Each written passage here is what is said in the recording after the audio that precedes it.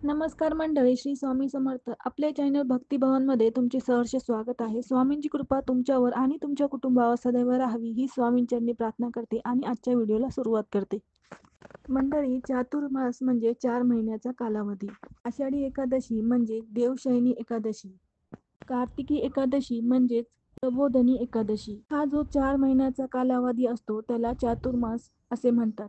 आषाढी एकादशीच्या दिवशी भगवान श्रीहरी श्री विष्णू क्षीरसागरामध्ये शेषनागावरती योगनिद्रेत जातात असे म्हटले जाते. या चातुर्मासामध्ये प्रत्येक जण आपल्या परीने विविध प्रकारे व्रत, वैकल्य, सेवा, उपासना, जप, तप करत असतात. मंडळी, 6 जुलैला होणार आहे देवशयनी एकादशी म्हणजेच आषाढी एकादशी. चातुर्मासची सुरुवात होणार आहे आणि देव उठणी एकादशीला चातुर्मासाची समाप्ती होणार आहे. म्हणजेच आषाढी एकादशीला भगवान श्रीहरी विष्णू हे निद्रे अवस्थेत जातात आणि देव उठणे एकादशीला ते निद्रा अवस्थेतून जागे होतात. हे 4 महिने आपल्यासाठी धार्मिकदृष्ट्या खूप महत्त्वाचे असतात.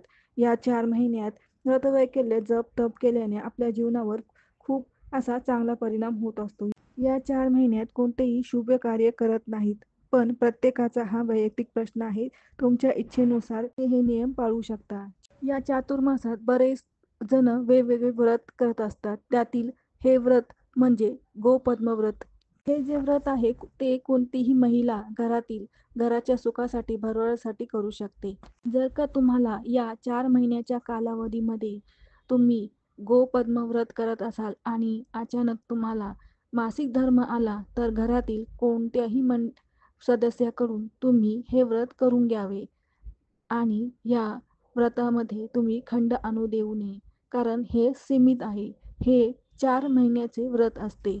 4 महिन्यामध्ये खंड पडणार नाही याची काळजी तुम्ही नक्की घ्यायला पाहिजे. गावाला जर गेला तर घरातील कोणत्याही सदस्याला हे व्रत करायला सांगावे आणि जर का सुतक आले तर हे व्रत मात्र करायचे नसते.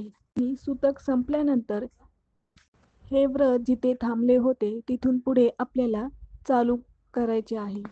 किती दिवस झाले, किती वार झाले हे काही मोजायचं नाही. फक्त एवढंच लक्षात ठेवायचं की आषाढी एकादशीपासून चातुर्मासाची सुरुवात, कार्तिकी एकादशीला चातुर्मासाचा शेवट हे लक्षात ठेवायचे आणि त्या पद्धतीने करायचे. आता जर का तुम्ही हा व्हिडिओ उशिरा बघितला असेल तर तुम्ही जेव्हापासून व्हिडिओ बघता त्याच्या दुसऱ्या दिवसापासून हे व्रत तुम्ही करू शकता. चातुर्मास हा खूप महत्त्वाचा आहे. त्यातील प्रत्येक दिवस हा उपासनेसाठी, पूजेसाठी महत्त्वाचा असतो. त्यामुळे हे व्रत तुम्ही सुरू करावे. आता आपण बघूया की हे गोपद्म व्रत कसे करायचे. सुरुवातीला आपण सकाळी लवकर उठून आपले दार स्वच्छ करून दाराला उंबरेला हळदीचे लेपन करावे, स्वस्तिक काढावे, आपली नेहमीची रांगोळी काढतो तसे काढावे. नंतर दुसरीकडे एका बाजूला दार स्वच्छ पुसून जिथे तुम्ही गोपद्म पद काढणार आहात तिथे एक पाट ठेवावा. त्याच्या पाटाखाली आधी स्वस्तिक काढावे. नंतर त्यावर पाट ठेवावा. पाटावर 33 गोपद्म काढावे. हे 33 गोपद्म नाही जमले तर बाजारात छापे मिळतात, ते घेतले तरी चालतील. 33 गोपद्म काढल्यावर त्या 33 गोपद्माची तुम्ही हळद, कुंकू, अक्षता आणि अगरबत्ती लावून त्याची पूजा करावी. बाजूला एक दिवा ठेवावा. अशा प्रकारे गोपद्माची पूजा करावी. साखरेचा, शेंगदाणे किंवा काहीही साधा नैवेद्य दाखवला तरी चालतो. 33 गोपद्म म्हणजे 33 कोटी देवांची पूजा केल्यासारखे झाले, कारण गायीमध्ये 33 कोटी देव असतात.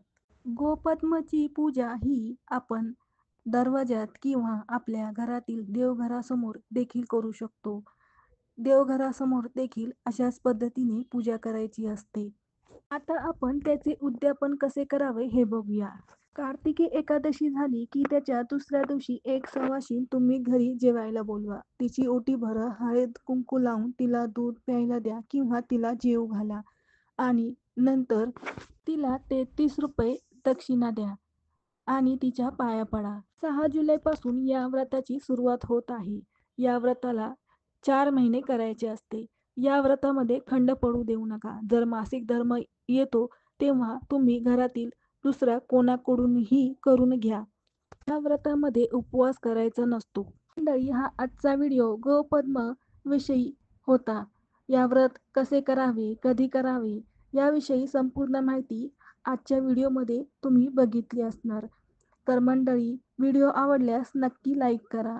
आता भेटू पुढच्या व्हिडिओमध्ये. तोपर्यंत श्री स्वामी समर्थ.